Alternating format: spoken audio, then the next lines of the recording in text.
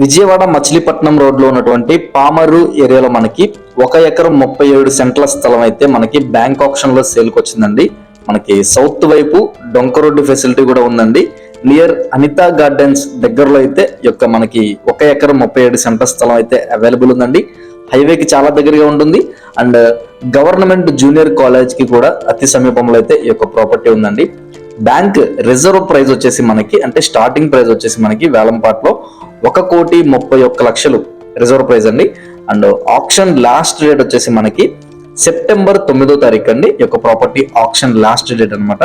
So property నచ్చితే కనుక వెంటనే స్క్రీన్ మీద కనిపిస్తున్న మన నెంబర్కి కాల్ చేయండి.